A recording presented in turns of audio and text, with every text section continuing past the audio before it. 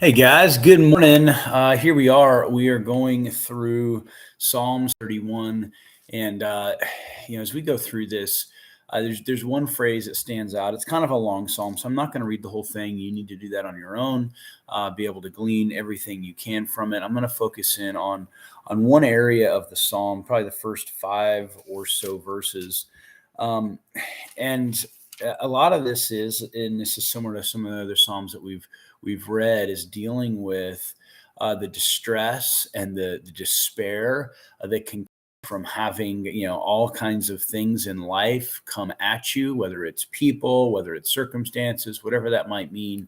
But there's a single phrase that stood out to me that really allows us to understand the heart of the Lord, but also kind of what it is for a man to be or a woman to be able to place their whole trust in the Lord. And some of us have heard the words of, like, let go and let God. Well, I think we should probably do something a little bit different, something like hold on to the Lord and then let God.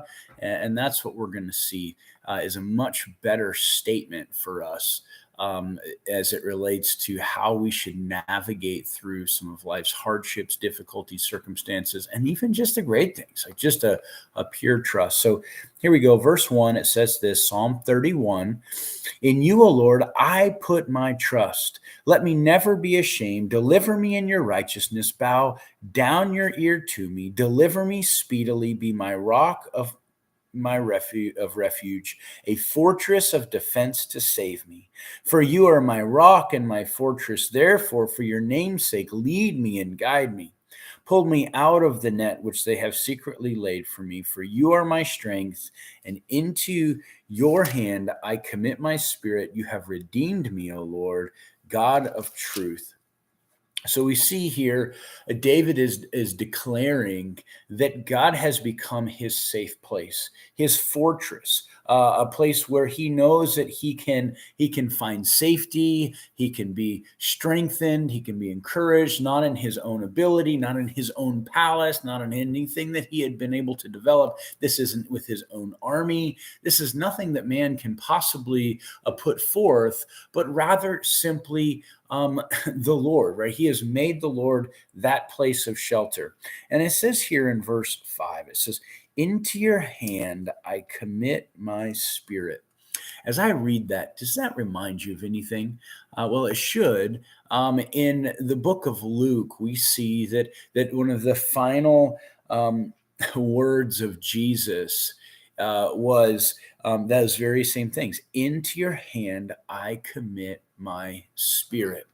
And as Jesus would have said that from the cross, it was an ultimate statement, a final statement of absolute commitment to the will that has been proposed by the Father for the salvation of all of the world, for the redemption of mankind, for you and me. He says, I am going to commit that deepest part of me into your hands. I'm going to give every bit of that to you with absolute, complete trust, understanding, and knowing the path and the plan which you've set before me. I can follow through on and trust that you are going to be able to take care of that spirit, that thing that is so precious. And so this is what happens a lot of times, is that, guys, we end up in situations where we have committed our spirit or some of the deepest parts of our life over to people. Right? We've developed relationships, even this could be our spouse. We've given everything over. And then you get hurt, right? Then you get cut. Then something happens. And now you're in despair. Like, you're just totally radically broken because of it.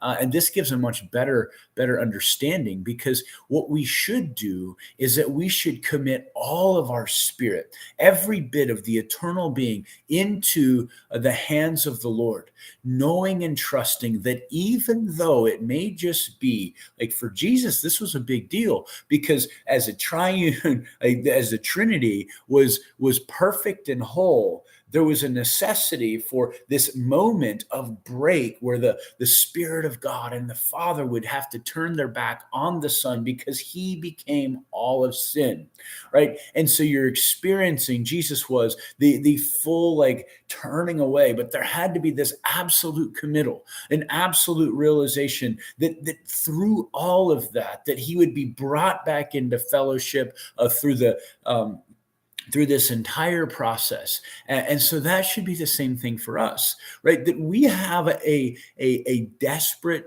like desire to hold on to the Lord, that every ounce of our being is handed over to him in absolute, complete trust, and that we just hold tight and we hold fast, allowing God to move and work in very special and unique ways, even though it may seem wrong, even though it may seem like, what are you doing, God? It doesn't make sense. Or you have to be patient for seasons upon seasons, right? It feels like maybe seasons of dryness, but that constant draw of, I'm going to just simply hold on and trust you in the deepest parts of my life, gives us a strong reminder that we can find a sense of peace regardless of what's going on. The issue with this is that people mess this up. So let go and let God.